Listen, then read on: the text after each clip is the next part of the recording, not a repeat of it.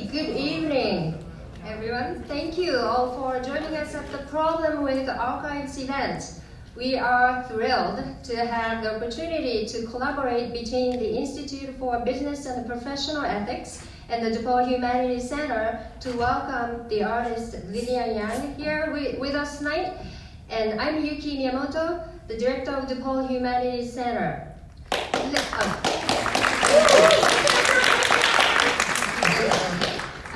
Let me talk briefly a few upcoming events later this year. On May 15th, we will co-host an event with the Chadwick Institute for Metropolitan Development and the Friends of the Chicago River, focusing on evaluating and revaluing our lives with the river.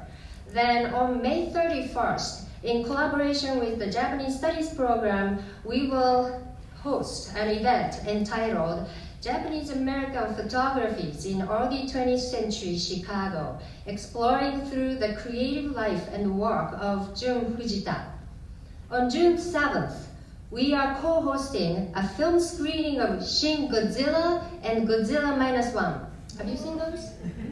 At the Music Box with Japanese Arts Foundation to celebrate the 70th anniversary of Godzilla. So please visit our website for more information, and you can also follow us on social media for updates and news. But first, from today's co-host, the Institute for Business and Professional Ethics, I'd like to introduce you to its Executive Director, Summer Brown. The Institute, housed in both the Driehaus College of Business and College of Liberal Arts and Social Sciences at DePaul. Summer is a double demon and received both her degrees in BA and JD from DePaul. Her research interests include social enterprise, benefit corporations, and employment law, among other topics. She is currently the president and board chair of B Academics, an academic professional organization focused on the study of business for social good, and is on the President's Sustainability Committee. She's passionate about voter rights and helped to establish and manage the Vote DePaul program, helping students register to vote. Summer previously worked for the U.S. Attorneys for the Northern District of Illinois and the Cook County State's Attorney's Office. Please welcome Professor and Executive Director Summer Brown.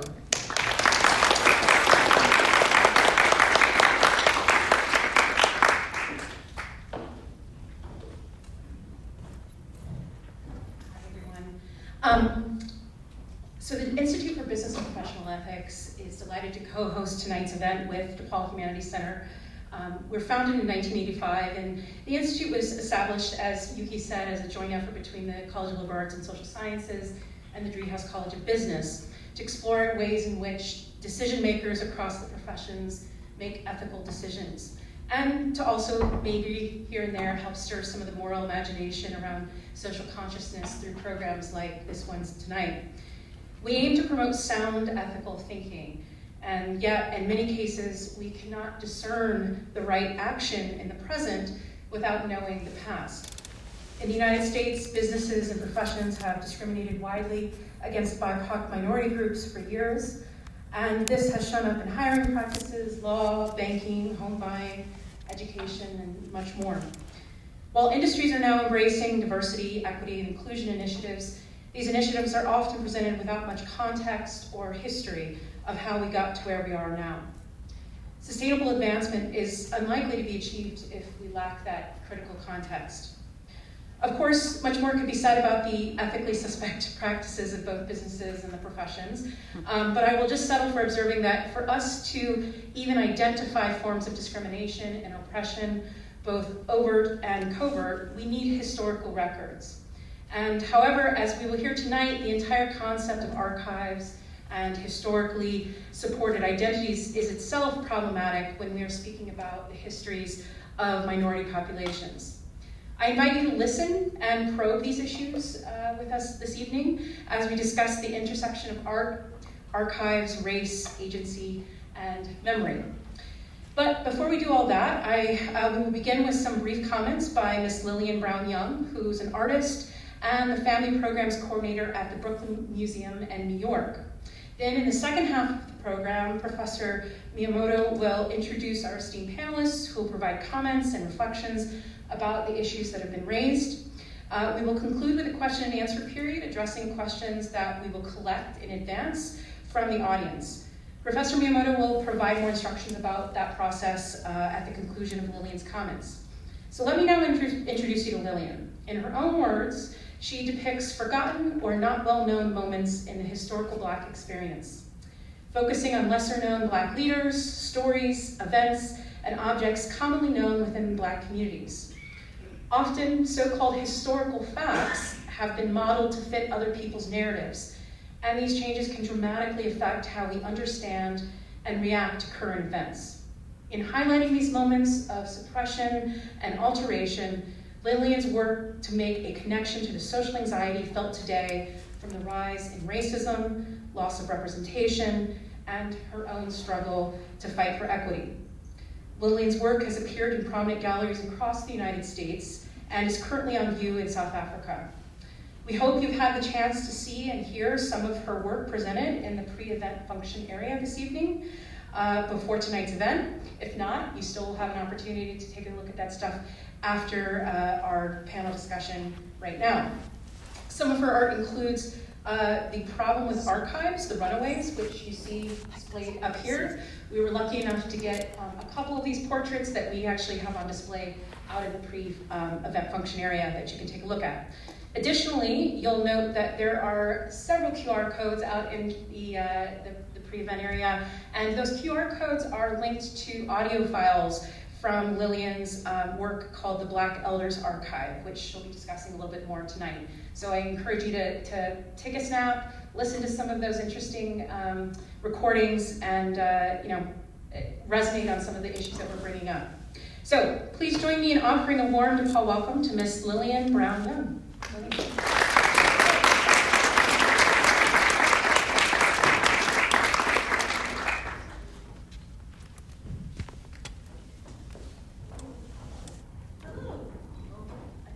Yes, there we go.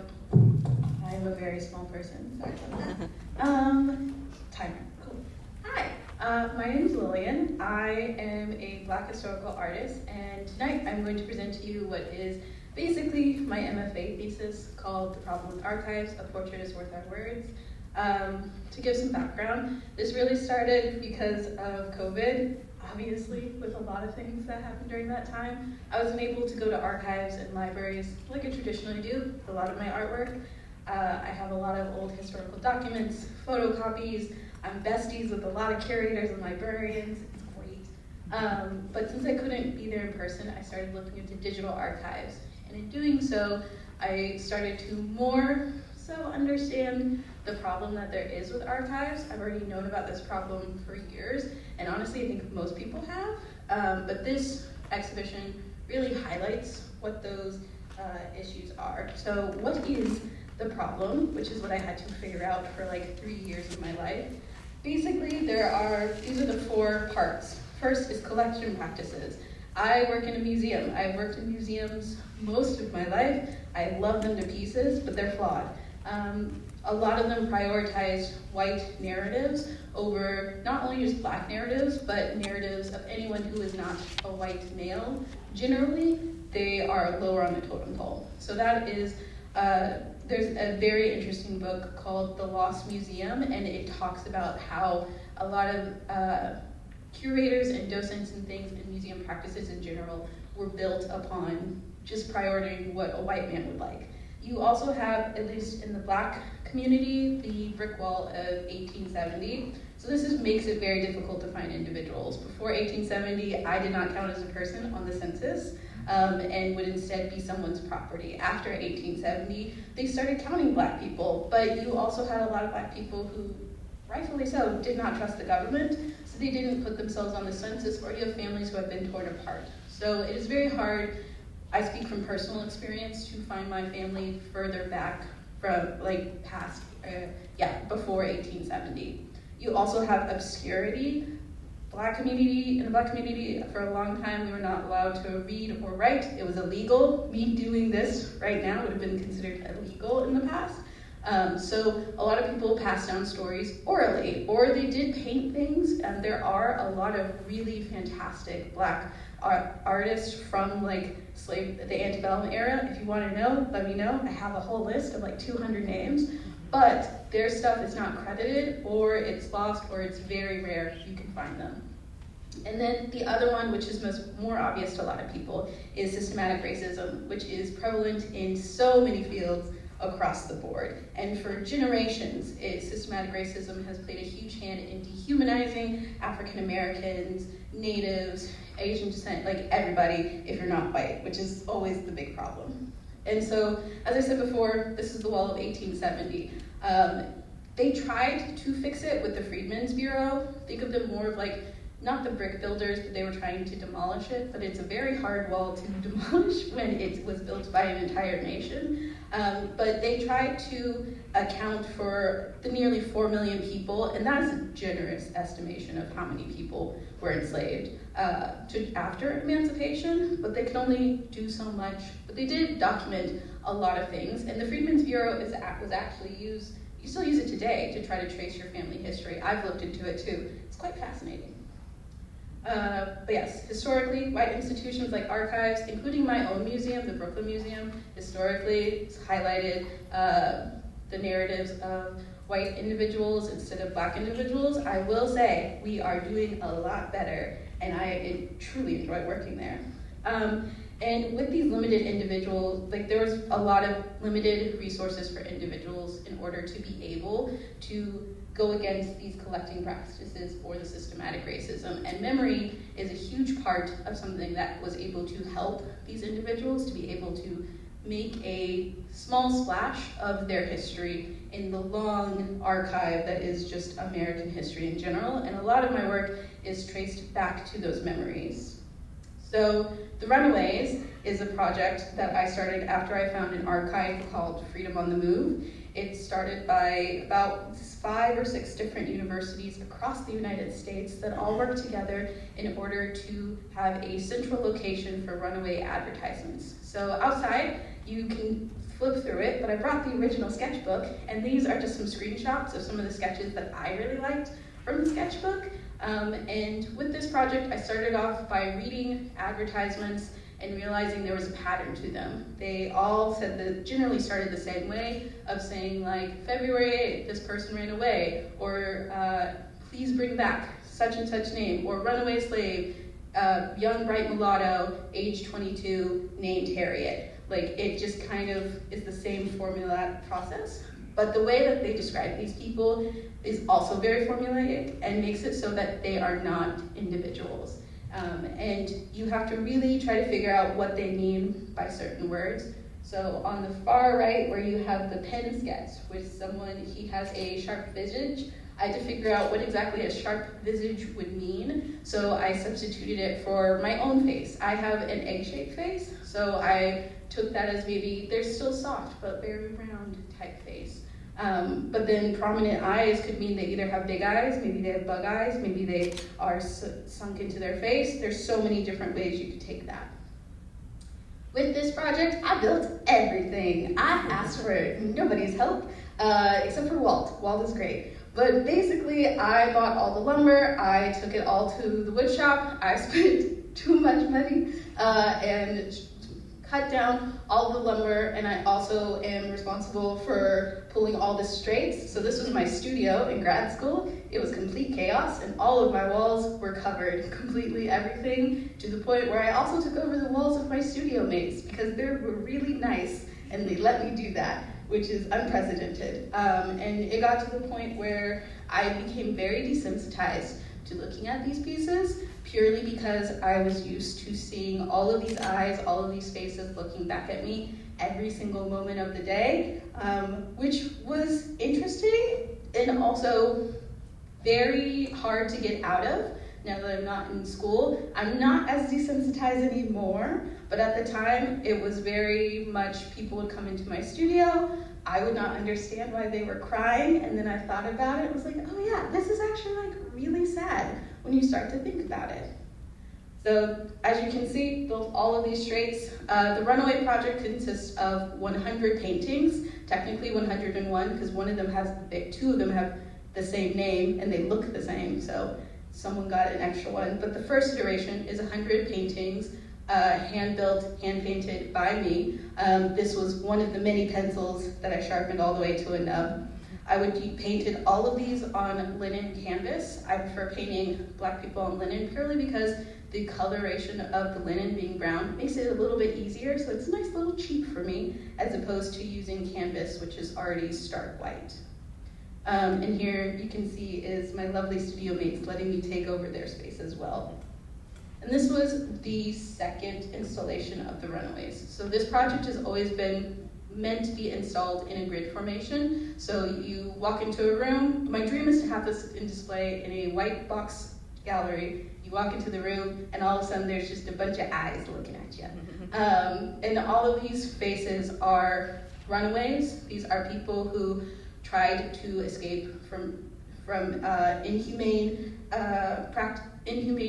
environments, who were freedom seekers, and unfortunately, I don't know what happened to any of them after this notice. Some of these notices are runaway notices from their enslavers. Some of them are jailers' notices requesting that their owners come pick them up. Otherwise, they will be sold back into slavery to cover the fee of them taking up space in the jailhouse.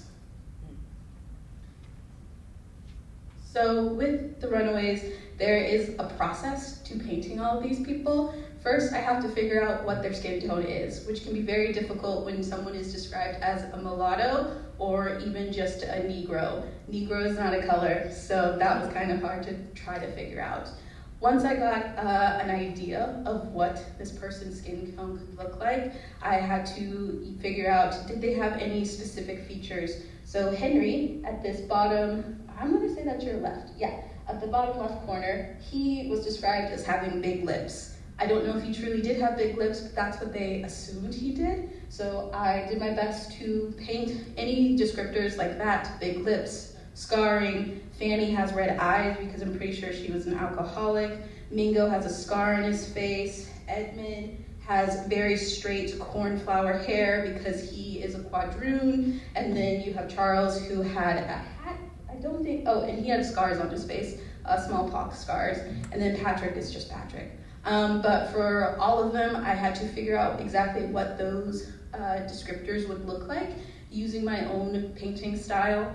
And then the words that you see are the entirety of the Runaway advertisement. So generally in art, it is frowned upon to use text because text is distracting. I think text is really fun to mess with, especially as someone who is dyslexic. So I like to take the text and mess with it and reformat it in a way that really rehumanizes everything that's happening. So in instances where people are described as Negro, because again, it's not a color, you have John Brown, where the linen becomes their skin color. The brown of the linen substitutes the skin color. And then you have instances like Hannah, where all of these figures are bald-headed. I don't know what their hair looks like. Black hair is very different for each individual. But with Hannah, she is specifically from, I want to say, yeah, she's from the Carolinas in about the early 1800s. And with that, there are specific laws called the Tagine laws. I don't know if they're still in place. If they are, please let me know. But basically, these laws stated that for Black women, having your hair shown out in public was illegal because you're too flirtatious. Gotta get rid of it. So instead of shaving them off, they had you wear a head wrap, so that way you wouldn't tempt any poor defenseless white man into sleeping with you, because, you know, it happens, I guess. So for figures like Hannah, they have their head wrapped with a scarf. Otherwise, everyone is like John and has no hair. And with Hannah, she has more prominent eyes and was noted as being like very mischievous and sneaky. And there's no way to really show that expression on someone's just face. So instead, I just have her eyes kind of looking away. She's one of the two people in this series who don't directly look at the viewers. And then this is a close-up of, you can see how the rest of the words start to make the formation of the face, and with each of their eyes, I tried to make them as prominent as I possibly could, because I'm a firm believer that your eyes are the gateway to your soul, and in having those, but I still also didn't make them so they're hyper-realistic, because I don't know what happened to any of these people, and I never will know. So there's like an unanswered question with every single person. There's also the unanswered question of, did I accidentally paint one of my relatives? I choose to ignore that question, but I wanted to rehumanize a object in history that historically and even today is very dehumanizing. The practices of runaway ads, you could equate them really, really well, and Glenn Ligon did a great piece about it, to police sketches. They don't give you a lot of detail about this person or the individual, but they do make it generic enough where it could be anyone. The other project that I did with the Runaways, because I'm insane, was the Black Elder Archives. So the Black Elder Archives started from me wanting to talk to my grandmother about my family history. My grandmother, who I call Nan, is the lovely lady with the blue background who's holding a margarita, because that's the reference photo she sent me. I love her so much. But I interviewed 10 Black elders who lived through Jim Crow and segregation, and asked them what their experience was like living through that, through a series of questions, which are what on the QR codes, the boards out there that you are more than welcome to listen to. They're also on my website. And I think, if I can do the thing, nope, go back. I might not be able to, can escape. Aha, technology. So I'm gonna play a minute or so. This is from the very first track that you hear in the Black Elder Archives. It's a 2-hour archive. Never do this if you're me, just don't do it. But it's a 2-hour archive, and this is the first track asking, what is your earliest memory? This question was asked to really help loosen up, because we're going to talk about a lot of very deep things with these elders and asking them about Emmett Till. And instead of just starting with the hard-hitting questions, it's easier to just ask, what do you first remember? Memory in general, just like the first. When you think of like the first thing ever from like your life, what's like the first memory that pops into your head? Oh, riding my tricycle off the porch. The first thing I remember,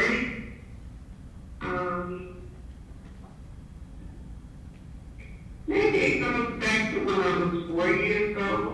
Mm-hmm. That's the earliest that I remember in my life. I remember when I was about 3 years old and learned how to wash dishes. I was standing on Orange Street to wash dishes and listen to Gene Autry. Did you like Gene Autry? Yeah, I like his music too. That's actually my grandmother, that's Nan. It was really fun to actually get to interview her with this project. And one of the questions that I had that was more so off the record for all of the elders was, why hadn't you told your stories before? And a lot of them gave me the same answer of, I didn't think anyone would care.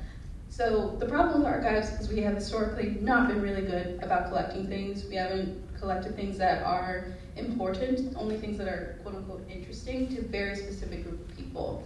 We can fix that problem, it's still possible, because we still have people like the elders who are alive. We can talk to them, we can ask them questions, we can hear their stories, and I highly encourage, if you haven't talked to your grandparents, call them tonight, see what's up. For this project, I interviewed 10 elders that I know personally. So the man with the red background is my great uncle Bruce, he marched in Selma. The woman with the purple is my literary teacher from middle school. Her name is Miss Baker. She is awesome. She told me about an instance of when she was almost killed when she's from Texas, where a group of white boys were walking around with a baseball bat, and they were able to make it home in time before they circled back in their truck. This is Ernie Boone. He is a journalist from Michigan. He went to Michigan State, which is where I went.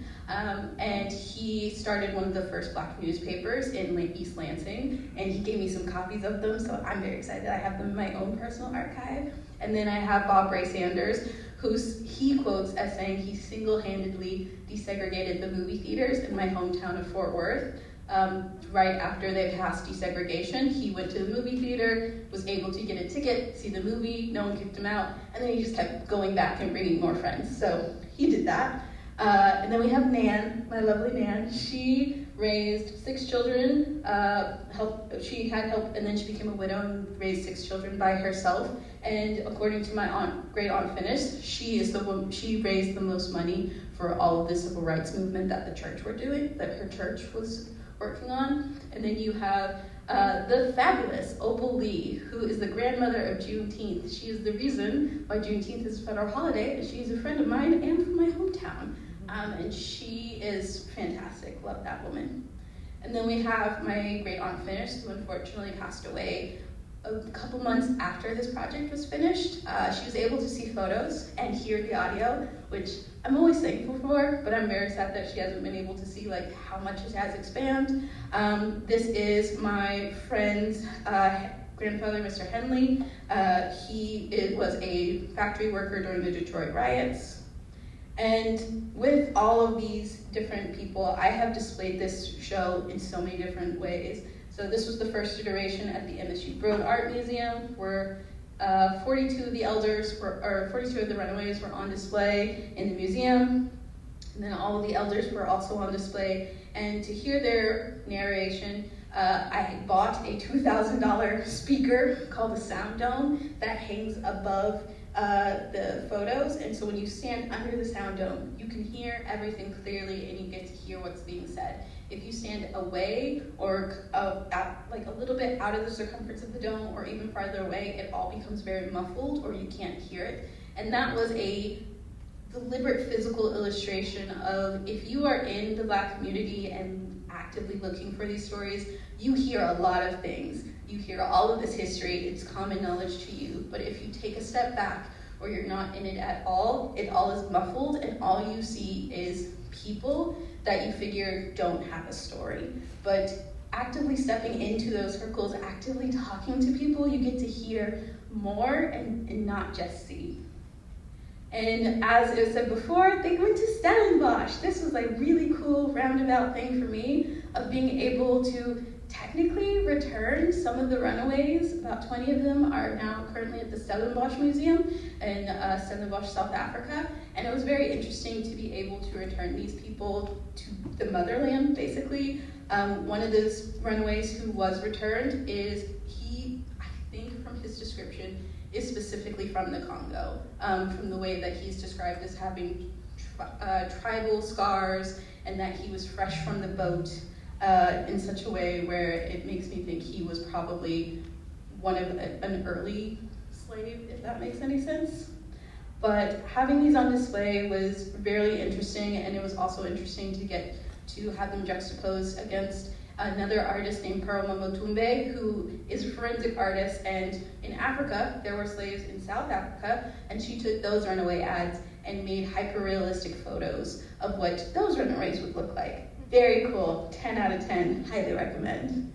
So these are the runaways that were on display. As you can see right there with John Hilton, he has hair, unlike the other ones, so that is kind of the go-to style, or a version of it if hair is mentioned for these people. And then this past summer, the runaways and the Black elders were on display in my hometown of Fort Worth, and I was able to bring in 4 of the elders to come see it in person, which was super, super fun. And for all of this, there is a greater importance of, besides, I just wanted to make art and I want people to see what I can do.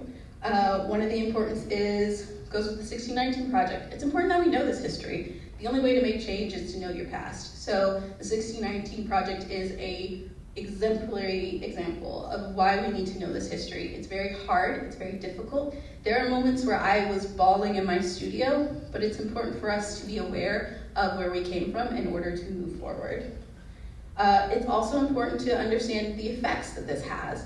There is a project called Last Seen where it's like a reverse runaway ad. There were families who were putting advertisements in newspapers begging for any information about their lost family members. This happened a lot, specifically in New Orleans, where they would say, my mother was wearing this, she has this color skin, she has this type of personality. If you can tell me anything, please let me know. And these advertisements, I haven't done that much research in them, but they were helpful in order of giving people hope in being able to reunite with their families. And this is the most important reason why this project is important. This is my lovely niece. Her name is Leon. She is now 2 years old, and the two gentlemen featured in the paintings behind her is her great-grandfathers. It is important for us to be able to see ourselves in the museum and also to be able to see our family members in the museum where we're not being attacked by water hoses and dogs or being destroyed or having to deal with generational trauma. It's just cool to get to see them on the wall and they just kind of look happy or they're just there.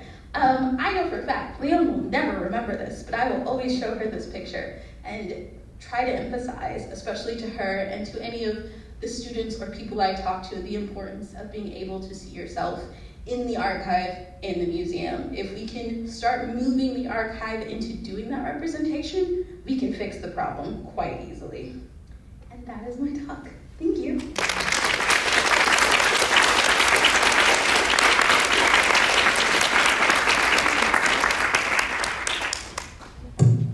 Thank you so much, Lillian, for such a powerful presentation. Your paintings bring those people to life and transcending time. And this reminds me, actually, the dinner last night we were having with the panelists, that the archive is not pinning down or fixating the documents or memories or narratives, but it can interact with us and changing the meanings. And I just witnessed it, so it was very powerful. Thank you very much. Before we transition to the next segment, I'd like to remind everyone that we'll be taking questions from the audience after the panel discussion. Please write down your questions on a piece of paper you can probably find on the seat, right? And hold on to them until the panel discussion is over. Then please pass them to Dr. Anna Clissold, here, Associate Director of the DePaul Humanities Center, or Summer Brown, I just introduced you. They are collecting your questions at the end of the panel discussion, and the panel will address them during the Q&A session. Now, let's turn our attention to the interlocutors on the stage. From your left, Dr. Simone A. Johnson. She's an assistant professor of African and Black diaspora studies at DePaul, and she will be a moderator for this conversation section. Dr. Johnson earned a PhD in 2022 and MA in 2019 in anthropology from the University of Notre Dame, and a BA in 2017 in psychology with a concentration in comparative women's studies from Spelman College.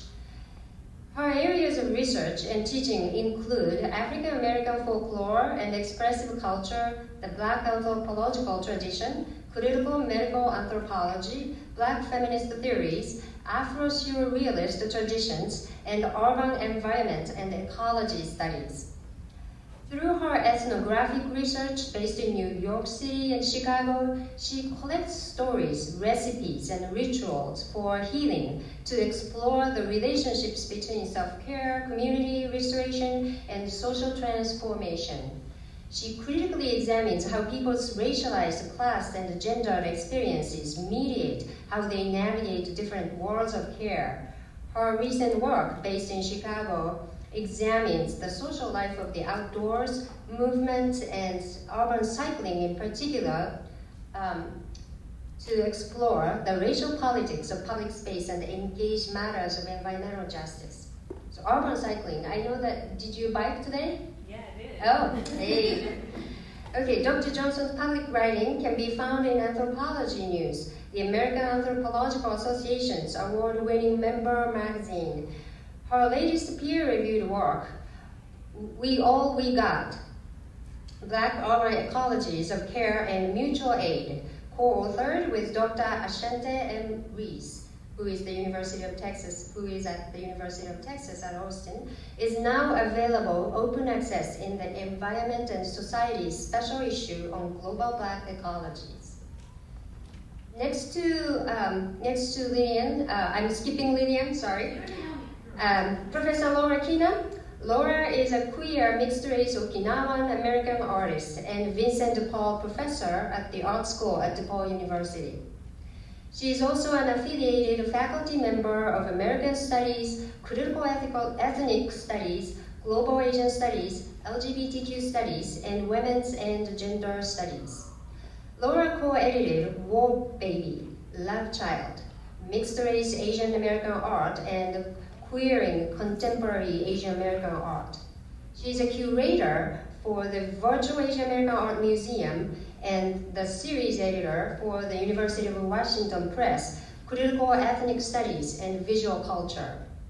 This past fall, 2023, Professor Kina was awarded Outstanding Commitment in Education by the State of Illinois Treasurer's Office for LGBTQ+ History Month and Provost's Award for Excellence in Diversity, Equity, and Inclusion at DePaul University. And next to Professor Laura Kina is Professor Marcy Denius of English, specializing in mid-19th century U.S. literature, African American literature, and the print, visual, and material cultures. Her most recent book, The Textual Effects of David Walker's Appeal, was published in 2022 by the University of Pennsylvania Press. It focuses on Walker's radical anti-slavery and anti-racism pamphlet, published in Boston in 1829 and 1830, and how it powerfully moved its different audiences to respond in print, with significant consequences for marginalized people in the US and Canada. Her first book, The Camera and the Press, American Visual and Print Culture in the Age of the Daguerreotype, was also published by Penn Press in 2012. It studies how Americans made sense of the new technology of photography through writing about it. Her publications and teaching all explore the means and limits of aesthetic and political representation, as well as definitions and exclusions from the human species. Let's welcome those wonderful panelists. Good evening, everyone. Thank you so much for joining us. Again, I'm Dr. Simone Johnson. I'm an assistant professor in the Department of African and Black Diaspora Studies. And I'm excited to be your moderator for the evening and to be in conversation with Lillian, Laura, and Marcy. So thank you all for joining me today. And thank you for your presentation. No problem. It was wonderful to learn about both of your projects with the Runaways and with the Elder Local Series. And you really brought us into this question, right, of what is the problem, right, with the archives, right? And you talked a little bit about your archival research methodology, but I wonder if you could bring us into that process a little bit more and talk about, one, your felt experience while you were doing the project. You briefly described your experience of feeling kind of desensitized, right? So can you talk about that a little bit? Yeah, yes. So with this whole project and the whole process generally with archives, when I start to explore them, it's mostly my interest is piqued by like a random paragraph or sentence in maybe a podcast or a TV show, and I just am like, I need to know more about what you just said. And I start to figure out, I go to Google first. I know I shouldn't use Google for everything, but it's very convenient. Or I go to Google Scholar and try to find as much information as I possibly can. And depending on what it is, it can be very difficult. One of the jumping off points in general for this project, like I said, during the pandemic, I was trying to use digital archives to do my research as opposed to actually going to places. And one of the things that I was trying to find information on was the Freedom House from the 1960s, which was in Philly and is responsible for why we have ambulances today. Basically, before ambulances, you could either pay a lot of money to get a private ambulance for a ride to the hospital, or you called the police, they put you in a paddy wagon, and then they dropped you out in front of the hospital and drove away. And most of the time, people died from that because obviously that wasn't safe.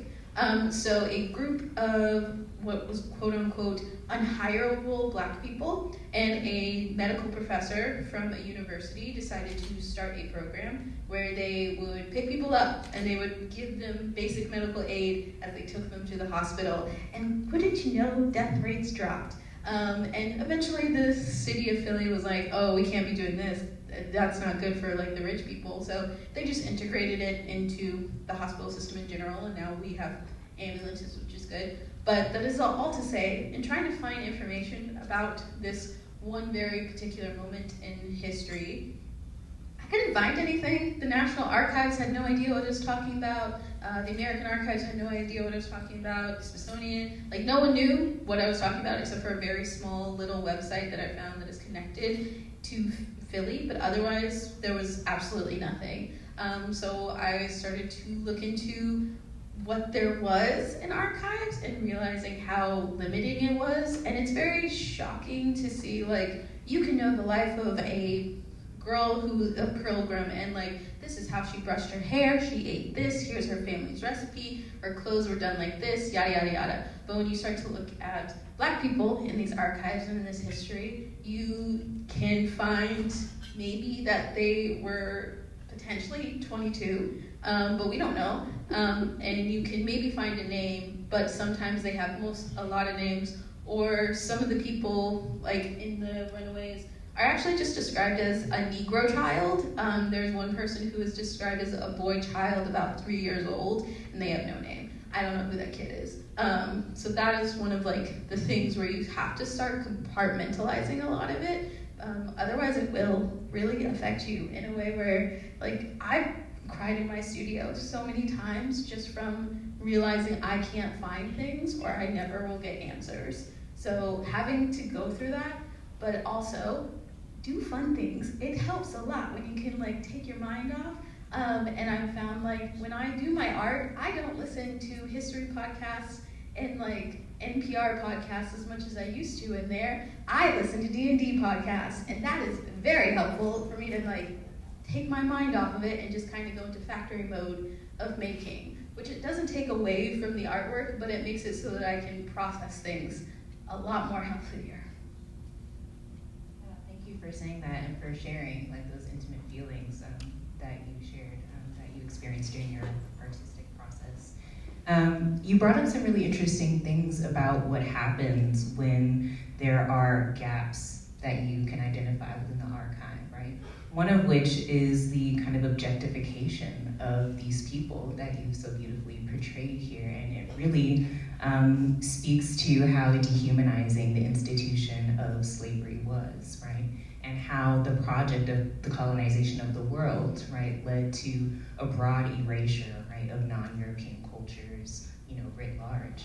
So I would invite Laura and Marcy to kind of chime in as well to talk about how we can think about a decolonial archival practice that speaks to how archives are living, right, and how they live through us, and how we maintain our cultural histories collectively. First, Lillian, I want to thank you for speaking today. And yesterday, I had the privilege of having Lillian come talk to my watercolor class.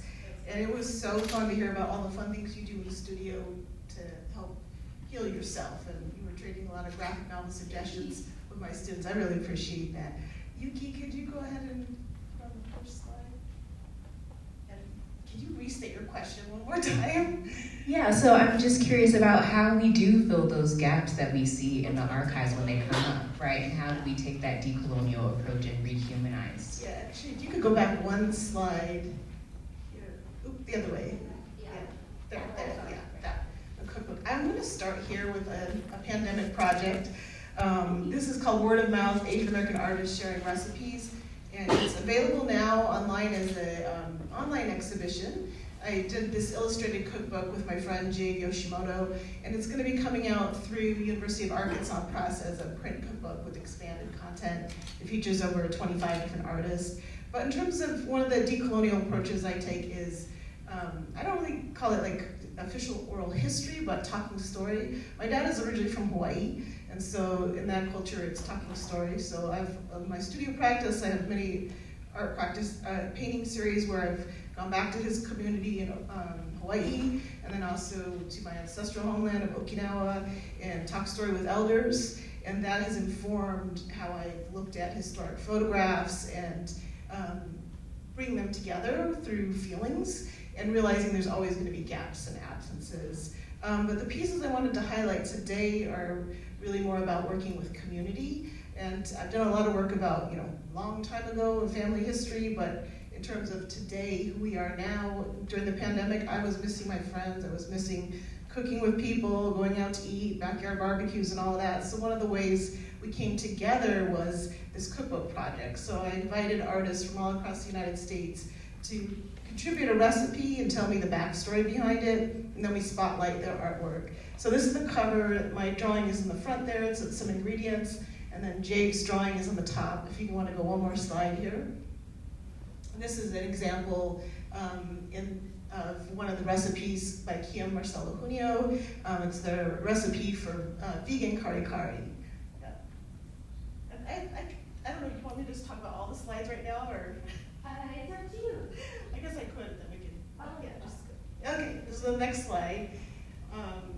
This is, a lot of my work has been focusing on my Okinawan heritage. So again, I'm half Okinawan, and our culture has been colonized by both the US and Japan, and so there's a lot of cultural loss. And one of the things that I've lost is I don't speak our indigenous language, Uchi-Nikuchi, and neither do a lot of people in Okinawa anymore. So this is a children's book written, and this is one of the things I've been trying to do too is public scholarship. So this is a children's book published by Best Press, and it's called Okinawan Princess, The Legend of Hachichi Tattoos. So these are our traditional hand tattoos, which were also outlawed, and now are making a resurgence. And I hope this children's book has been part of that cultural resurgence. But it was written by an author in Hawaii named Lee Tanuchi, and it's written in Pidgin English. And then Masashi Sakihara translated it into Japanese and Uchi-Nikuchi. So this is a way to get this into the hands of parents and young people. It tells a story, but then there's a history section in the back. Yeah, so you can learn about the history of Pidgin English, history of Hachichi tattoos. And then I have two more projects I wanted to spotlight. We'll just go. So I've also, in addition to my practice of being a studio artist, I curate shows and doing studio visits with artists, talking story, and I realized many times that there's a larger story beyond one individual story. So this is one anthology I did with Jan Christian Bernabe called Querying Contemporary Asian American Art, and then there's one more. This was my first anthology called War Baby Love Child, Mixed Race Asian American Art with Wei Ming Dariotis. Yeah, so these are, they are academic projects, but I design them, we design them for undergraduate populations, so there's short interviews, short essays that you can use in the classroom, and it's thematic in each of those. So I really focus on making things accessible and recording my community history. I do have the Asian American Art Oral History Project. There's a QR code out in the lobby if you want to see that. That's a project I've run with students from 2009 till I think 2019, where we collected, students collected oral histories of artists all around, Asian American artists all around Chicago and the Midwest. So that's been a wonderful resource. But yeah, so that's, I think those are some of the ways I approach decolonizing, telling stories. My thanks too to Lillian for these wonderful artworks that are just so exciting and just hit so many points that I've been interested in thinking about for a long time that I almost don't know where to begin. I'm just kind of overflowing with thoughts and feelings about these, and so that's really exciting. But yeah, I guess I'll start by saying that I study African American literature and visual and print and material culture, African American, all those things because of I'm the beneficiary of structural and institutional racism. I teach African American literature of the 19th century in the English department because we don't have an African American faculty member, it's me. And I happened to start studying those materials because they resonated really strongly with me. And because they were simply overlooked in my graduate education, and so I kind of retrained myself to think seriously about these materials and especially think about them as colonized people engaging with all of these modes of representation in a way that they recognized that they couldn't, that they had to engage with them, that they were colonized people living in these places that valued communication and representation in these ways, and that if they were going to have any kind of presence, they had to take part in them. And so I try to think about my positionality as someone who comes from the dominant culture where these practices are the norm, archiving, photographing, creating text, things like that, and then look at especially African-American writers and subjects of images or people who are interested in photography like Frederick Douglass, and really look at how they came to these different modes of creating memory, of forging representations, of creating archives with an investment in that practice, that they didn't see the process of archiving or the fact of representation as hopelessly dominated by the dominators, right? And as always hopelessly oppressive, but that these technologies, if we want to call them that, could actually serve liberatory purposes too. And so Yuki, if I could have you pull up my slides too. I tend to be very interested in how particularly African-American writers and thinkers take these technologies and use them in maybe kind of surprising ways. Ways that we wouldn't necessarily think about looking for them. And so this first example is from Harriet Jacobs. She's probably the best known female author of a slave narrative from the 19th century, the so-called slave narrative. And this is an instance where we can really see Jacobs, who again was enslaved, wrote the story of her life, recognizing the power of these runaway advertisements and then doing something very interesting with the runaway advertisement in the writing of her narrative. On the left is the actual advertisement that her enslaver published once she had run away. And if you're not familiar with Jacobs's story, one of the facts that's so interesting about her as a runaway is that she did not flee to the north. She in fact hid in a storeroom above her grandmother's shed attached to her house, a very small confined space where she was physically debilitated for 7 years. And so she was hiding almost in plain sight in some ways, and then eventually made her way north. But when she did make her way north and got her story published, she took it upon herself to represent, and I would say represent, her enslaver's runaway ad. And as you'll notice, the one on the left is the original runaway ad where she was only valued at $100, but in Jacobs's representation of that ad, she's literally revalued herself, made herself more valuable at $300. And then she's added many different details about her appearance and her just embodiment and her way of being in the world that are very much at odds with her enslavers, who was always threatening her with sexual violation. And so this is a very kind of salacious, like an uncharacteristically salacious runaway ad that he placed for her that she has, again, literally represented, revised in publishing her own life story, writing that story, including the runaway ad, as she wanted to, as she saw a better fit for herself. So we might think about this as a kind of early version of what you're doing, Lillian, right? Yes. This is like self-representation. Also, like, this is exactly how all runaway ads look. They all have the reward up there with the money price. $100 is actually a very odd. Usually people are between like, this sounds really bad. It's between like $15 and like $50, 100 or anything more. That means like that person really wants them back. There's even one instance where an advertisement, someone is listed as they are worth $20 if they're brought back alive, but if they're brought back dead, they're $25. So I don't know what that person did, and I don't want to know what that person did, but their owner was very vindictive. But every single advertisement starts with, ran away from the subscriber, and then it goes into a weird description of who that person was. Yeah, and just to note a detail about this too, the kind of normalness of these is down there below her enslaver's name, James Norcombe. It's got the code about what days of the week it was supposed to be published on, Tuesday, Thursday, and then run for 2 weeks. That's what he paid for the frequency of that advertisement. So this was just a part of everyday doing business in newspaper advertising at the time. And you would find these alongside ads for lost dogs and things like this.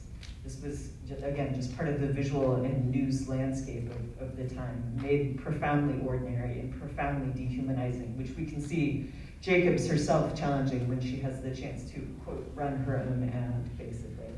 And then, Yuki, if you advance one more. This is the cover page from David Walker's Appeal, which my most recent book is about. Again, it was the most radical anti-slavery and anti-racism pamphlet of the 19th century. It occasioned most of the anti-literacy laws in the South that enslavers were so afraid that their enslaved people would get a hold of this and basically that it would tell them to resist, that they banned literacy, that they really restricted mobility, not only of enslaved people, but of free black people in the South. So it was quite consequential. And it traveled, Walker himself shipped copies of this pamphlet into the South by the crate to random people so that it would just circulate, and then also more targeted audiences down there. We'll advance one more. And this is, if you would go ahead, one more. There we go. This is, it's again, largely a kind of polemical piece, arguing against the different mechanisms in law and in debate at the time about ending slavery and about colonization, removing freed African Americans to Africa. But within this, you can also find what I think of as a kind of portrait of Walker, or at least traces of Walker's lived existence, and even like his embodied emotions. And so it's a very exuberant text. It's filled with exclamation points and all caps and small caps and the pointing index fingers.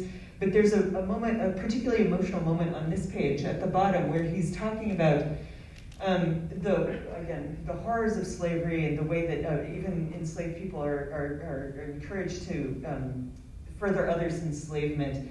And he's so upset by this and the harm that Black Americans or Black people are doing to other Black people in slavery that he has a pause in his writing. He says, "Oh heaven, I am full," 3 exclamation points. "I can hardly move my pen."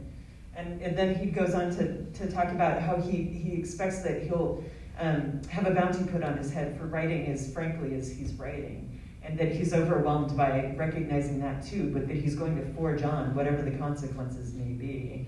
So this is one of the moments where I think we can really see the living man who wrote this, who felt so powerfully moved by the abuses he saw in slavery, that he had to write this pamphlet, that he had to make sure that it got to people, and that he had to include himself in it too. And then I'll show you really quickly one more example of this as well, where he's calling out, especially what he calls Christian Americans. I think of this as like the Bernie Mac moment, where he's like America, and he's basically talking to white people. But he points up the Declaration of Independence and reproduces the most important parts of it, and then has one of his little pointing fingers. He's capitalized the most important words. "All men are created equal," with 2 exclamation points. And then before he's even introduces this, he says, "See your Declaration, Americans. Do you understand your own language?"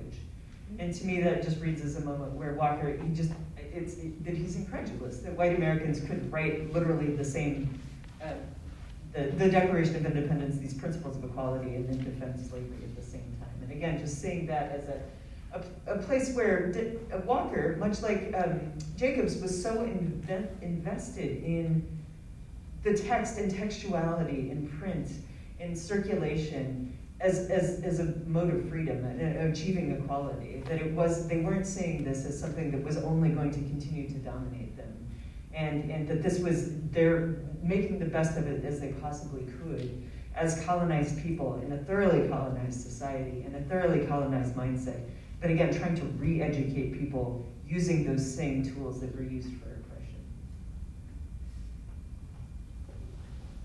I really appreciate what you're sharing about the Appeal being a real portrait of David Walker because of the way that his voice is so clearly imbued within the work with the use of punctuation and his language, right? And so it makes me think about portraiture also as a visual practice, right, within the art making world, and how making of a portrait is also related to the making of identity, or the remaking or rememory of identity and selfhood. So could you talk a little bit about portraiture as a medium itself, and a little bit about identity, and how you as artists, scholars, researchers think about portraiture and agency in particular with regard to how we identify ourselves and fill those gaps within the archive? Sure. So I'm a portraitist. I do it for fun. I doodle people's faces all the time in like my sketchbooks and on my notes at work and things like that. And my friends and I always joke, you're not a true artist unless you just doodle eyes on every single paper that you have, which I basically do. But with portraiture, it's really about having a chance to say like, I was here, and drawing yourself, and like having something where people can not undeniably say that person was here. And it makes it more important, which is why I try to make all of these portraits. I always say I'm trying to rehumanize a dehumanizing portrait of a person, because when you really think about it, those runaway ads are the only portraits I have of like all of these people. And the archive that I use has, at the moment, 32,000 notices in it.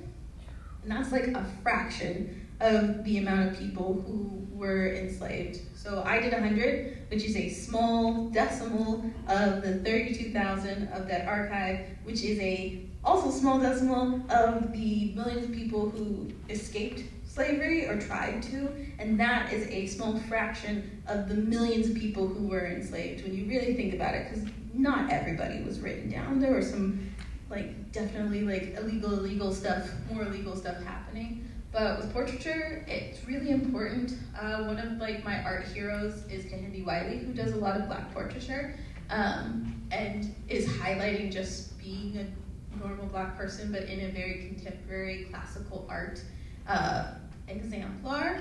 And it's important because in my family, we have a lot of family photos, but I don't have many family photos of I don't truly know what my great aunt, my great grandmother looks like, or anyone past my grandparents and one great grandmother.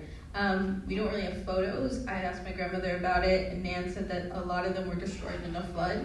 So I know those people used to be around, but I haven't the slightest idea what they look like. And I just have a weird cartoony image in my head to substitute for that, as opposed to an actual physical painting. And there's a lot of instances in the art world where portraitures, when they're found, especially of Black people, it blows everyone's minds.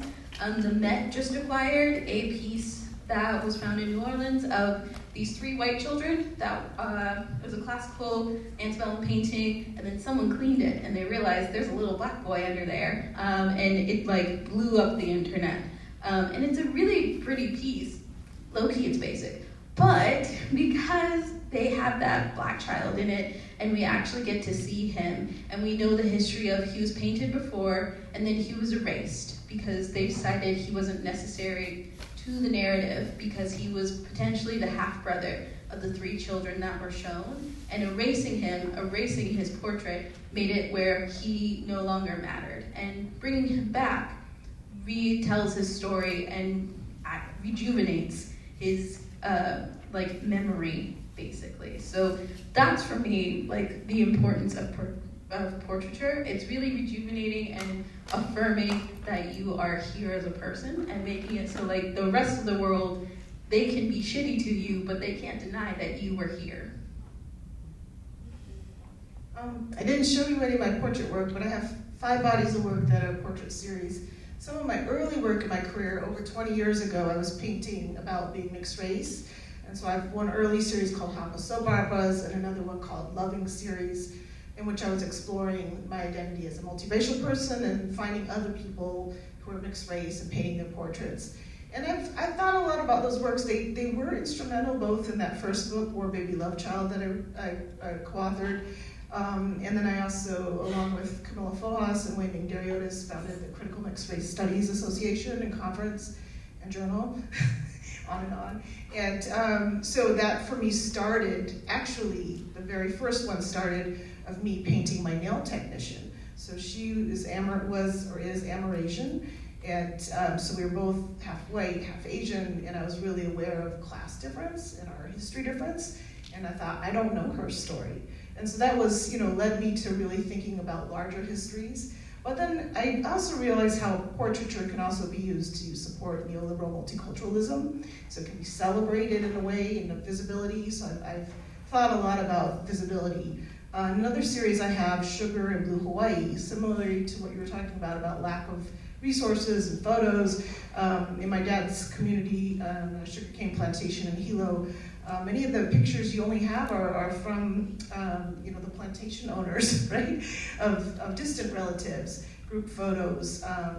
So I've looked at those a lot, and also going back to Okinawa, and so many things were destroyed during the Battle of Okinawa. So the imagery sometimes we have are of like relatives who were conscripted soldiers, child soldiers, then forced to commit suicide. But what the memory we have of them is that picture of them as young child soldiers.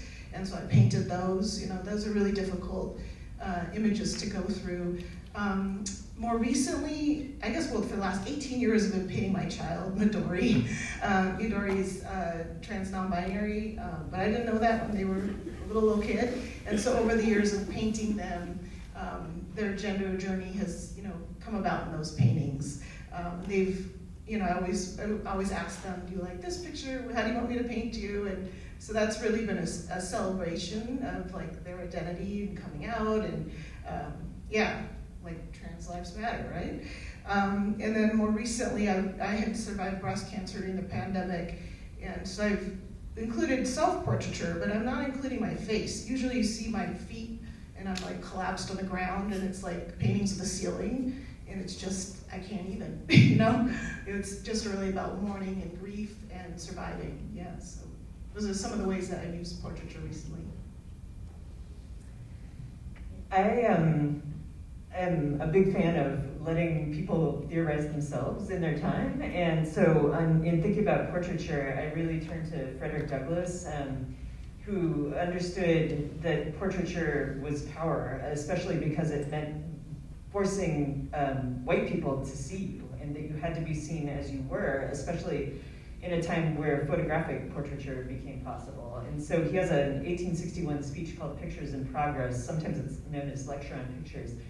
And he really powerfully argues for the benefit of photography is just that, it's forcing Black people to be seen as people, that manual representation of people of African descent, which would resort to caricature and stereotype and exaggeration, misrepresentation fundamentally, would no longer carry the day. And so that Black Americans and other people of African descent being seen as they actually appeared through the technology of photography, Douglass argued, would basically give them access, powerful access to the category of the human.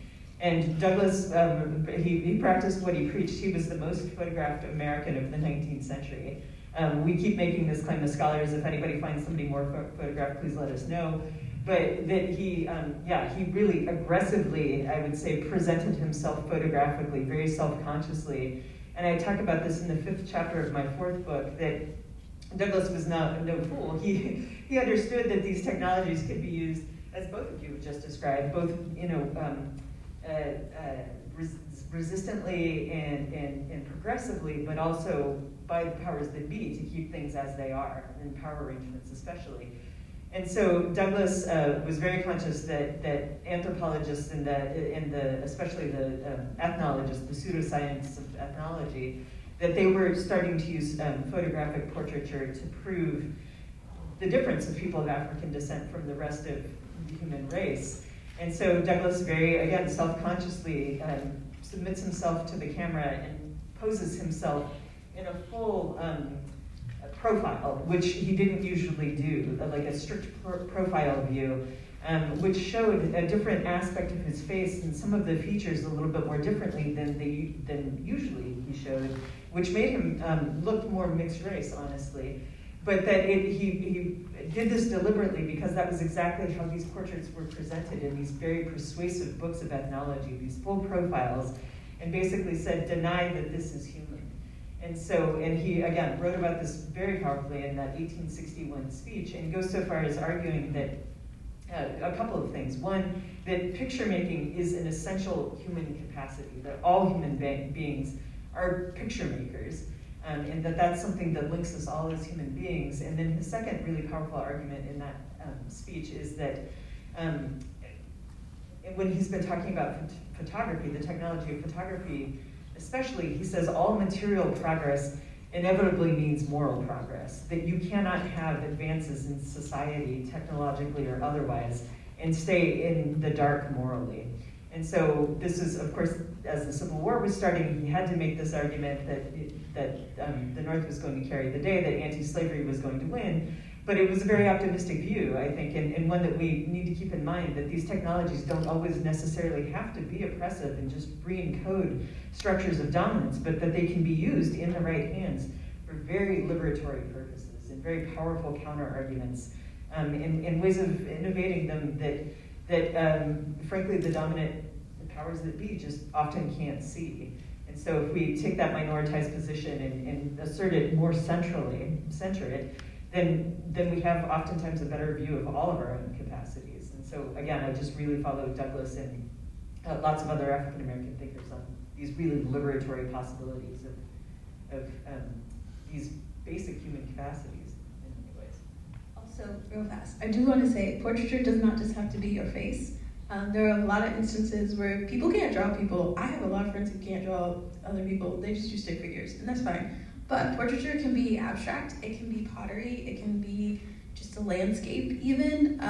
It can be generally anything that's like really expressing who you are. My favorite example of a portrait that is not a portrait is the potter David Drake, who was an 18th century enslaved black potter. He knew how to read and write, which was illegal. He shouldn't have known how to do that, but he was enslaved by someone who ran a newspaper and therefore needed to learn that skill. And because he has it, if you get to see a Dave pot, which they are so cool, I love these pots. He signs all of them, which mind-blowing, because no artisan who was enslaved usually signed their stuff. So all of them are signed and are dated, but they also have poems in them, and sometimes they're poems that are making fun of the people who are in charge of him because they also can't read, which I think is just really funny.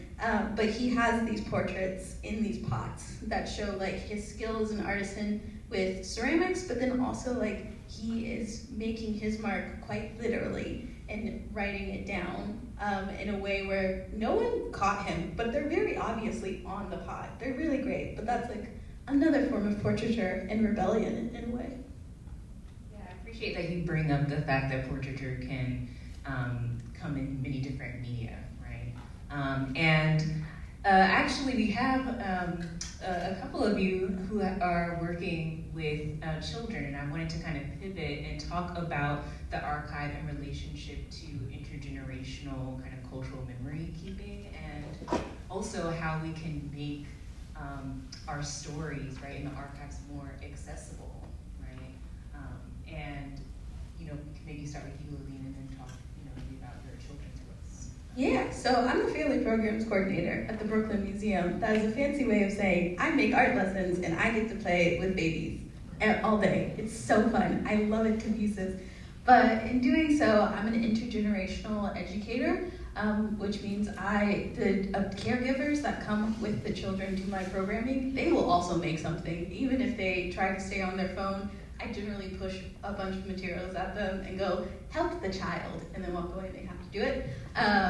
And with that, I work in an encyclopedic institution, but we are also a social justice institution, so we do have a lot of exhibitions that are talking about identity, whether it be the Black identity. We have a work up right now that is talking about an artist who is, I'm pretty sure he's Indian, and he's talking about like the oppression that a lot of his family members went through in India and the censorship.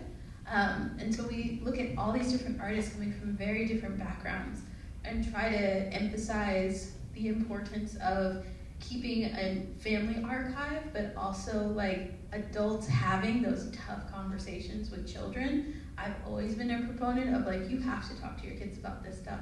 You might not want to, it might make you like uncomfortable to do so, but it makes me uncomfortable to have to live it sometimes. So you're uncomfortable for like 10 minutes is nothing compared to my right now 28 years of being uncomfortable. And so with all of the programming and stuff, I make a point of trying to give parents visual thinking strategies, which is VTS, or just different wordings or perceptions on how they can do so without like traumatizing the children. Because if you traumatize a child, I get fired, and I like my job.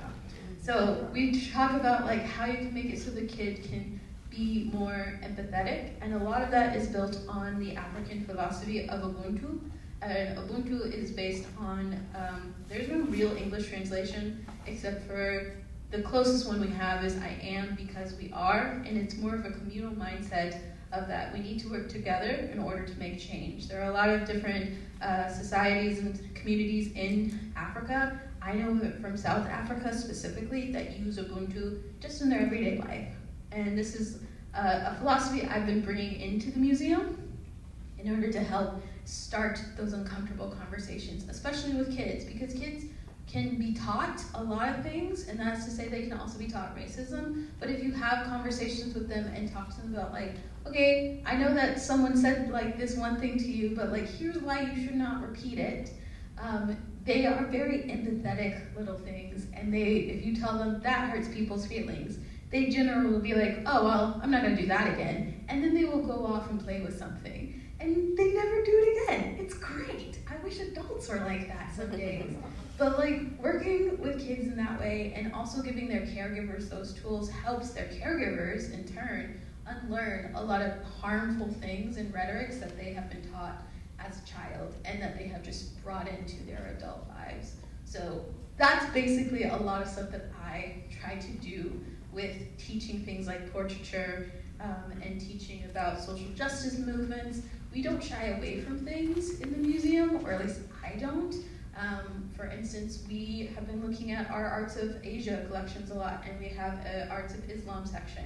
And with everything that is happening, especially in Gaza, and the Brooklyn Museum is in a very Jewish part of New York, we don't not just look at that artwork. I have had classes where I bring all the caregivers into a separate space and explain to them, we are going to be going to look at work that is by a Palestinian artist. We are going to be talking about the context of this work and the techniques this artist is using. If at any time you feel uncomfortable, you are more than welcome to leave, but join us for the art making. You don't have to do the gallery discussion. So giving them like an out if they want to, they are more than welcome to take it. And so far, no one's taken the out.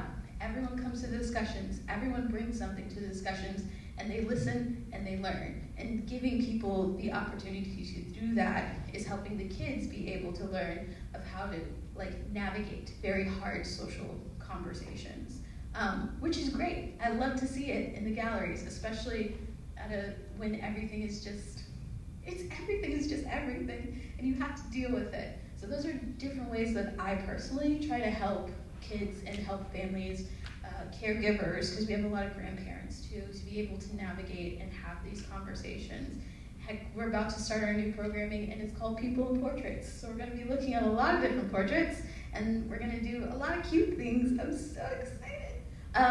But we're going to have a lot of conversations of like, what is a portrait? Why does it matter that you have a family portrait? Why does it matter that you have a picture of you? Or what is an object that could represent you? And really giving the kids like the clarity to be able to see themselves and make their own decisions. I'm gonna connect about museums and children for a second. Yes. The Japanese American National Museum in Los Angeles, it's an amazing museum. You gotta visit if you go there.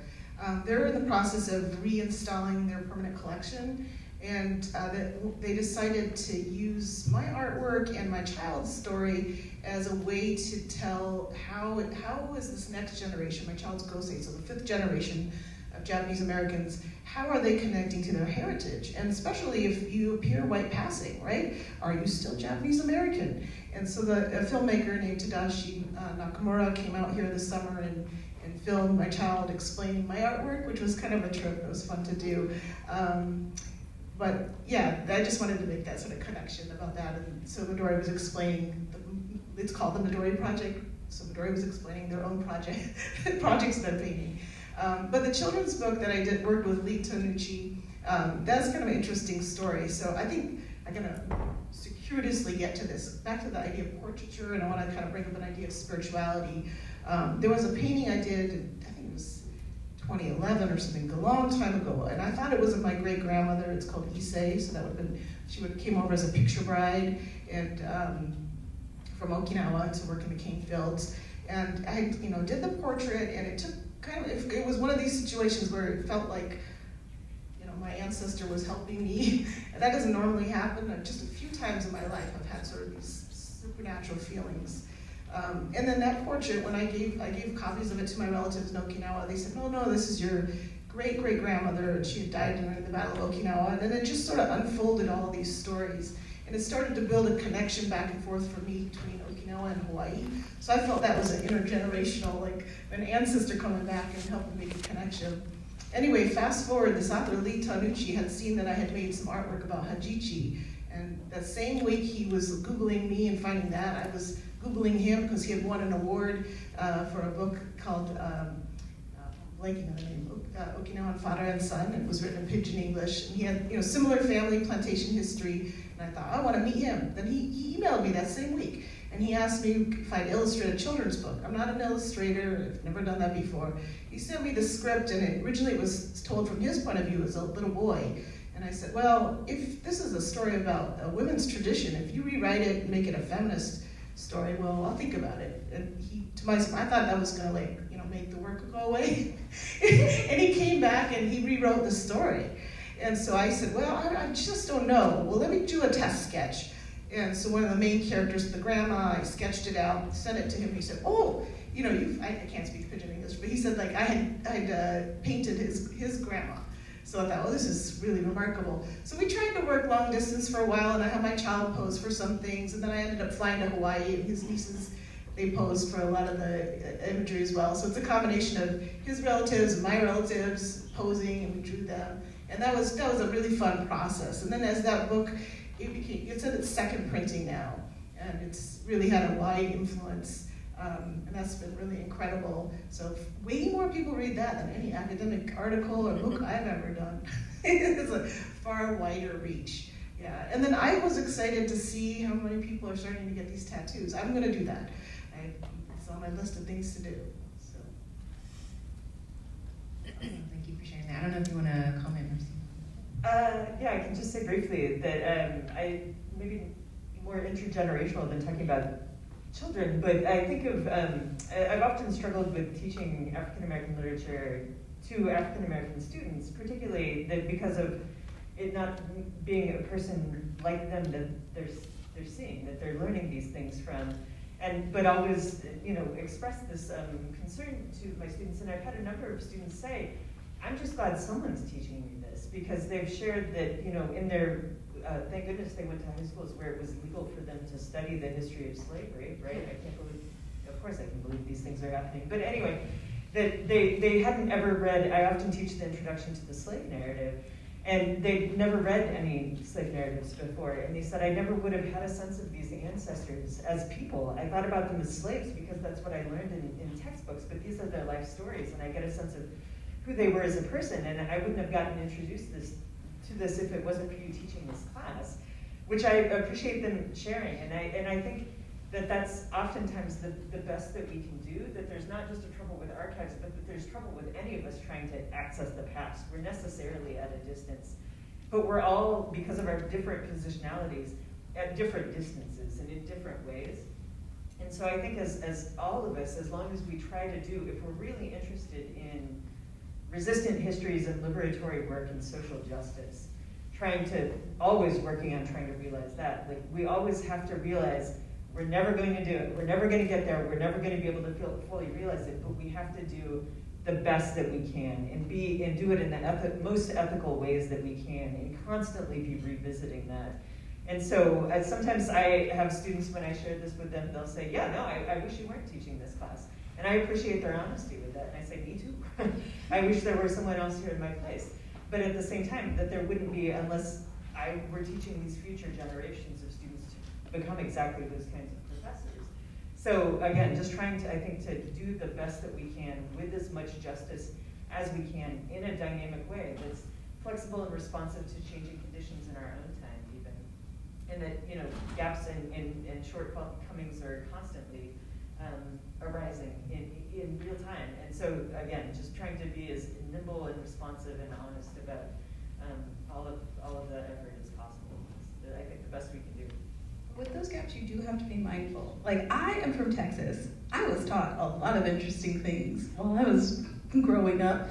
And like one prime example is in high school. I love my high school history teacher, Mr. Chastain. He's the best.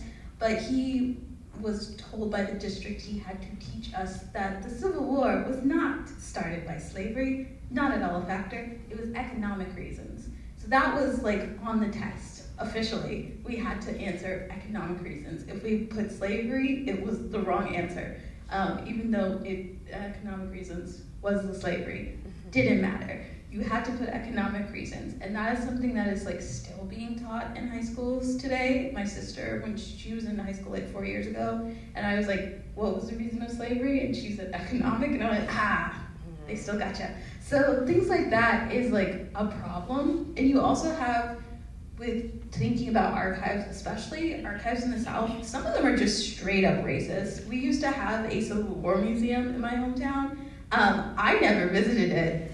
That place was terrible. The people, I was told, the people who ran it were sexist. They had a lot of stuff that was more so in favor of the Confederacy and was highlighting the war of Northern aggression, as some people have referred to it as. So you have to understand that a lot of times, especially with teaching intergenerational, depending on where they're coming from, the things they are being taught, they have not heard anything otherwise for a long period of time. So that is what they know.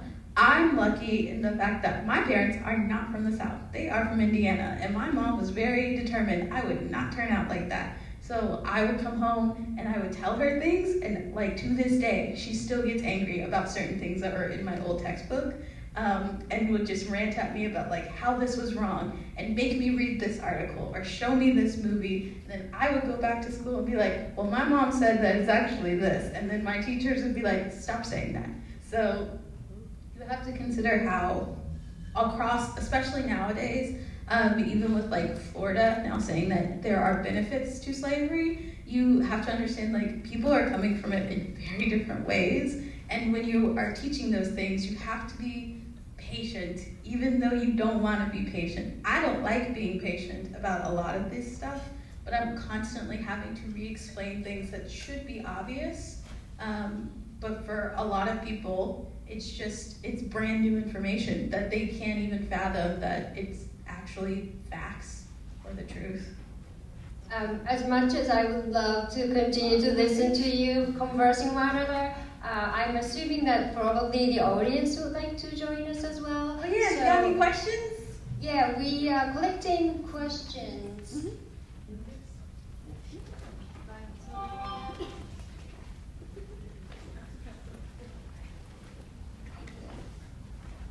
Oh, we got one. Let's go. We got 3.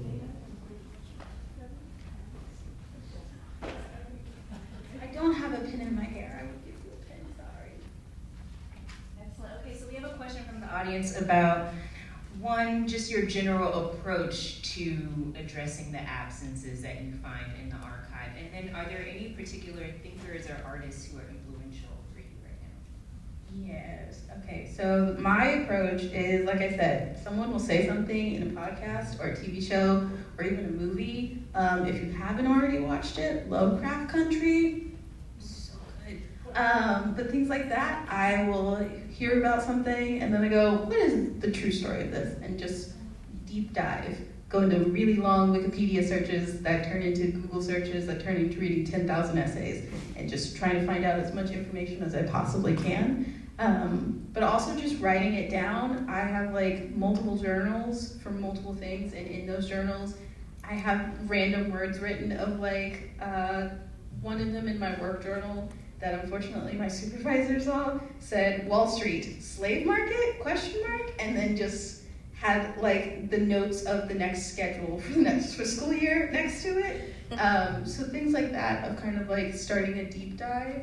And then, wait, what was the other? Oh, inspiration. So a lot of the people that I am really inspired by are a lot of artists. I'm really into Titus Gaffar's work. He's a Michigan-based artist. It's all so pretty, and he uses tar in some of it. Brave soul. Another person that I am currently is my obsession is actually Harriet Jacobs. I'm reading a book that my mom gave me that is good. Don't tell her I said that.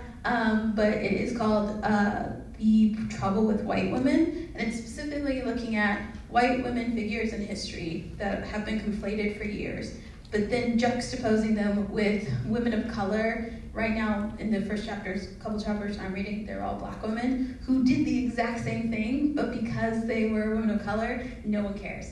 And Harriet Jacobs is in the second chapter, and she is paralleled with the writer of Uncle Tom's Cabin, who actually stole her story and used it in one of her books, and Harriet told her, don't do that, and that's one of the compelling reasons of why she wrote her own book. So I've just been drawing all these pictures of Harriet in this 7x9x3 little attic space. And there's just all these pictures, and I've been sending them sketches to my mom, and she's like, why are you sending me these horror story drawings? But those are some of the things that just random historical figures. And my favorite artist of all time is Edmonia Lewis, who is a sculptress.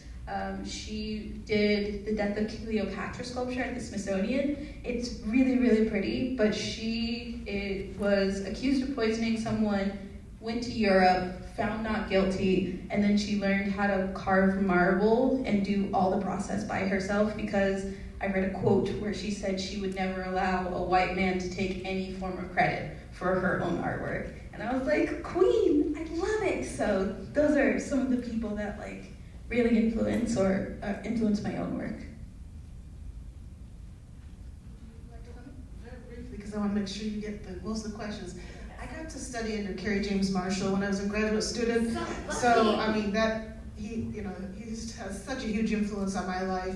Early in my career, when I went to school at the School of Art Institute of Chicago, I got to study with the late Ray Yoshida, Chicago imagist, also huge influence. And Michiko Itatani, she's a huge influence on my life. Margot Machida, a scholar, has been a mentor to me and influenced me in so many ways. What I was reading this week was Saidiya Hartman's Lose Your Mother, because I was thinking about all these topics here, and I'm reading How to Go Mad Without Losing Your Mind, about Black radical creativity by Jamel Lamar, liking it Bernal or something. But yeah, other books that just have real influenced me recently, Yellow Face by R.F. Kuang, love that. Good book, go read it. A couple of years back, Kathy Park Hong's Minor Feelings, it just, all that discontent, Rina Sawayama, that kind of stuff. I got some feelings. Any inspirations for you? Oh my goodness. I got nothing on those. Those are amazing. But yeah, I would just say I in my most recent book, I have a moment in the introduction where I think pretty much literally everyone who's done African American literary history, all of it, because it's not been happening that long, and there have not been that many scholars working on it. And anything that I'd ever write or think is all indebted completely to them. And so it is only on the basis of their innovative scholarship and the incredible heavy lifting that they had to do to legitimize the study of the field and of these texts that I can do any of this. And so I would say, rather than just naming names, it's all of them. I could not be more indebted to their work and their example and their generosity. I want to plug one more scholar who's coming to DePaul on April 10th. Mimi Kwok has a new book called Dear Elia, Notes from the Asian American Abyss, about mental health and Asian American lives. So that is just such a good book. Thank you so much. So I'll kind of combine the next two questions here, and this is regarding kind of the future of archival practice and what you foresee as kind of the future of documenting history. And also within this, can you speak to the importance of oral history in particular and how we can begin to center oral histories more. Yeah, I mean, with the rise of social media, as like Palestine is a very good example of how people are documenting what is happening right now before our very eyes. It's super important. Social media, Instagram lives, TikTok lives, all that things, reposting, liking, sharing, commenting. It is a digital archive. That's not to say digital archives are like the end all be all, because one thing that is like considered like the height of technology today will be obsolete in 5 years. That is like a tremendous fact in a lot of like digital art and in museums in general. But it's important to have those things, because if you don't say anything, potentially no one else will say anything, and then it's just lost forever in time. So it's important to like take those documentations. For oral history, it's just important to like start having conversations. With the Black Elder Archive, I ran into the issue of a lot of the elders didn't want to talk about certain things because it was traumatic for them, and that's completely valid. So like with those instances, leaving space for if whoever you're talking to is like, this is making me really upset.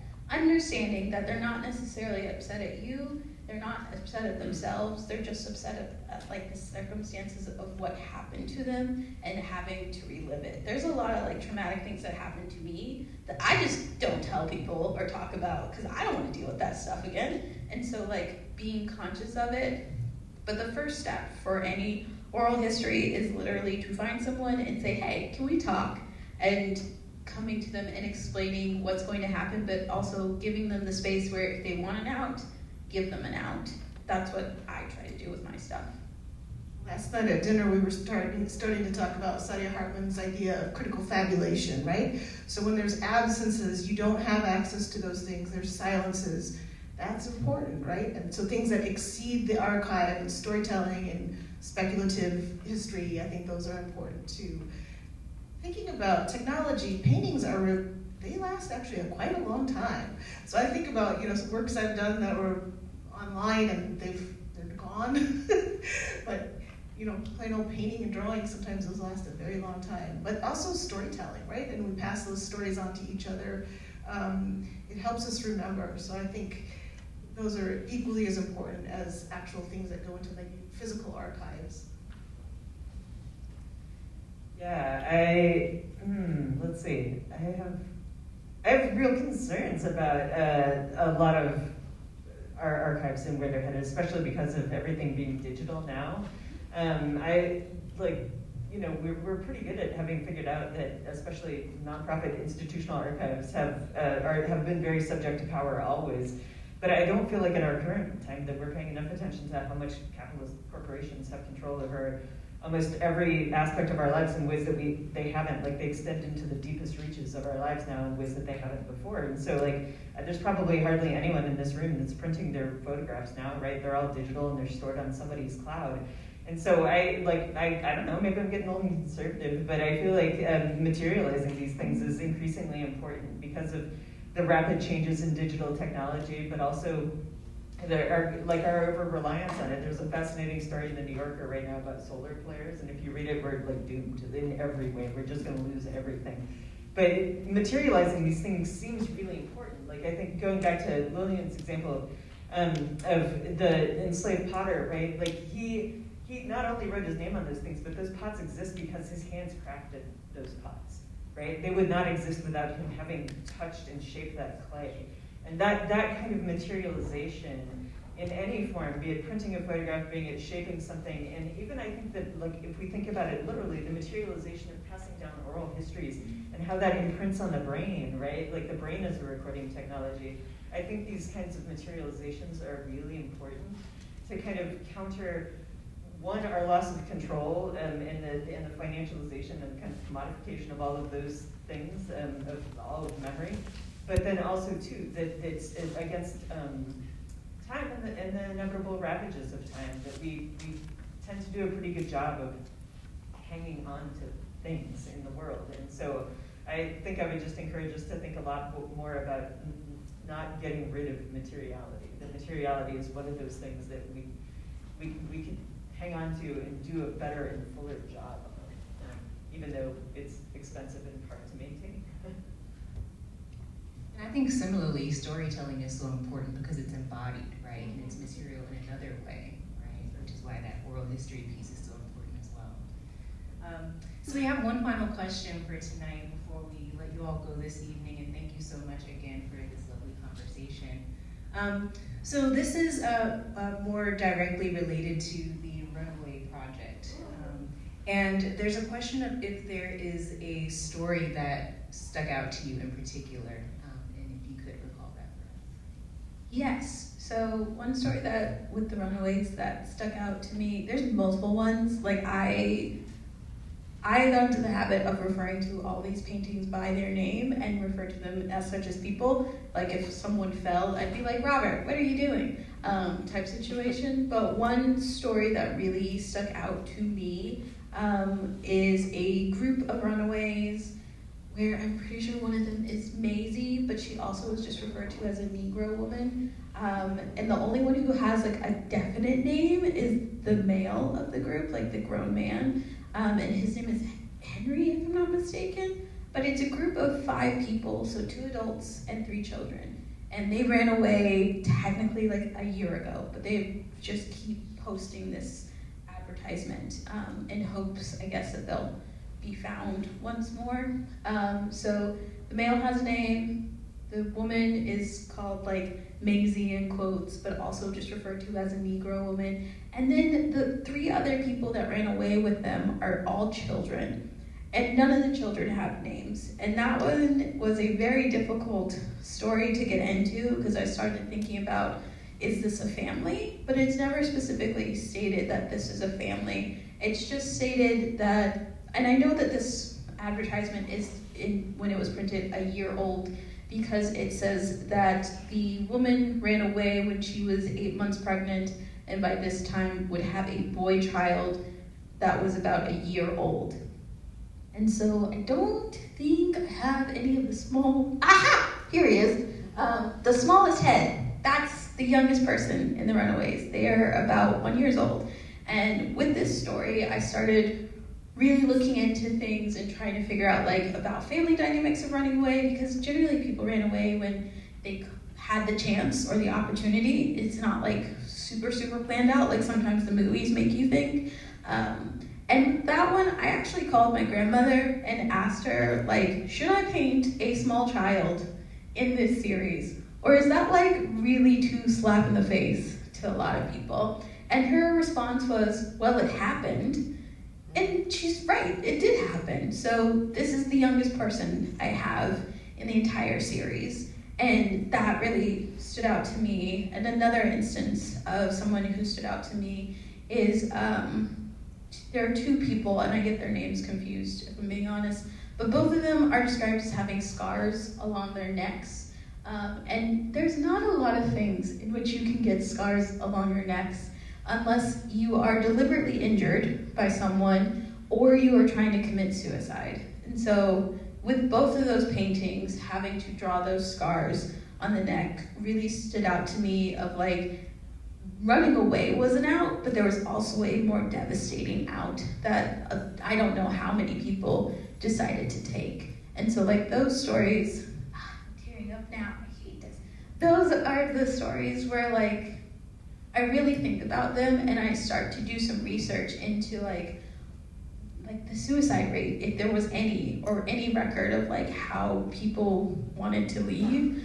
But then I get really sad and I'm like, I can't look at that. And so I move on and I look at other things, but I've done doing portraits of runaways since undergrad. And on a happier note, one of my favorite runaway stories that's now becoming more mainstream is the Kraft family. And it was William and Alice Kraft. And Alice is, as Nan would say, light, bright, damn near white, very white passing woman. And she disguised herself as an injured white man. And her husband, William, disguised himself as her servant, and they took the literal train from the south to the north and escaped, and they were never caught. And like they made it all the way through. There's photos of Elaine in her costume and everything, and I like hearing that story, I painted a very nice portrait of it, and my uncle Jonathan now has it in his house, which I'm like, ooh, it's cool, it's so cool that I get to see them when I visit. But that story is like, that's one that really stuck out with me. There's a lot of terrible and devastating stories, but things like the craft stories of how they were very crafty in a way to get to freedom, and literally just hopped on a train and just never looked back. Those are the stories that stick with me and make me really happy. Thank you so much for sharing those stories with us and for sharing your art. Thank you so much, Lillian, and to our panel.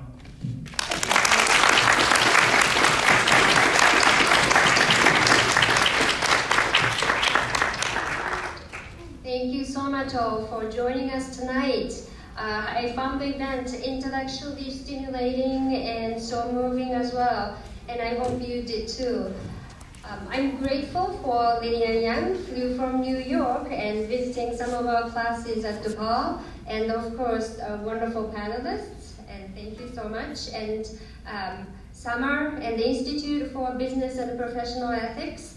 And I'd also like to extend my gratitude to our unsung heroes, Dr. Anna Clisol and Annie Connor from the Culinary Center. We have some refreshments and light meals at the entrance area. Please enjoy sharing your thoughts with our guests over the meal. And for my class, we are reconvening at 8:15. Okay, and then... You can do it, I believe in you. And we have more events planned, both on and off campus, as I made an announcement earlier, and I look forward to seeing you again soon. Have a wonderful night. Thank you very much.